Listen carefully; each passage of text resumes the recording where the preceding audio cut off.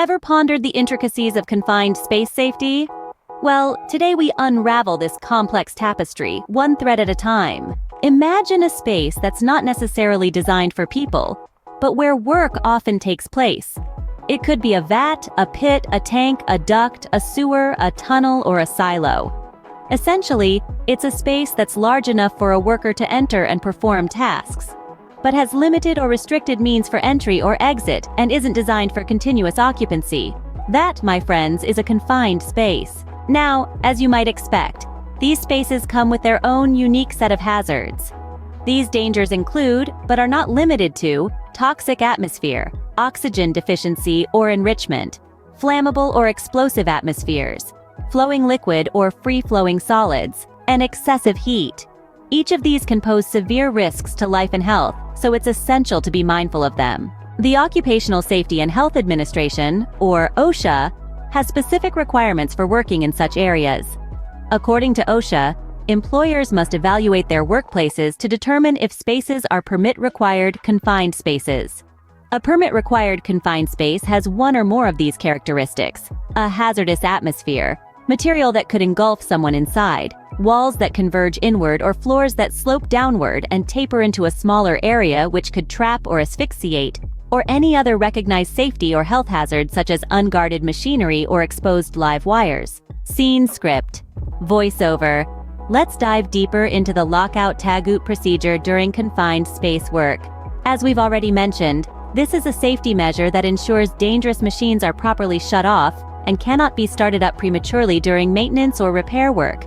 But why is this procedure especially important in confined spaces? Confined spaces have limited entry or exit points. This makes it difficult for workers to escape quickly in case of an accident. The lockout-tagout procedure provides an extra layer of safety in such spaces, reducing the risk of accidents caused by unexpected energization or release of stored energy. Let's consider a practical example to understand this better. Let's say a worker has to perform maintenance inside a storage tank, which has a mixer. The mixer is powered by an electric motor situated outside the tank. Before the worker enters the tank, the motor must be locked out and a tag placed on the control switch to warn others not to turn it on. This is a perfect example of how the lockout-tagout procedure can prevent accidents in confined spaces. Remember, the lockout-tagout procedure is a crucial safety measure when working in confined spaces. In the next scene, we'll provide a detailed breakdown of this procedure. So stay tuned and remember, safety first. Now on to safety measures. Employers must inform exposed employees about the existence, location, and danger posed by each permit-required confined space. If the employer decides that employees will not enter permit spaces, they must take effective measures to prevent them from entering these spaces. If employees are expected to enter permit spaces, the employer must develop and implement a written permit space program. An essential part of this program is the use of personal protective equipment, or PPEs. These may include respirators, protective clothing, and equipment for the eyes, hands, head, and feet, depending on the nature of the hazards present in the confined space. Lastly, we come to the critical aspect of rescue operations.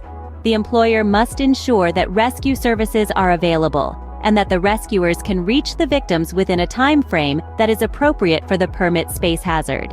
The employer must also agree with the rescue team or service on the means for summoning rescuers and for preventing unauthorized personnel from attempting a rescue. In summary, confined space safety is a complex yet essential aspect of many workplaces. It begins with understanding what a confined space is and recognizing its hazards. OSHA has clear requirements that employers must fulfill, including evaluating their workplaces and informing employees about these spaces.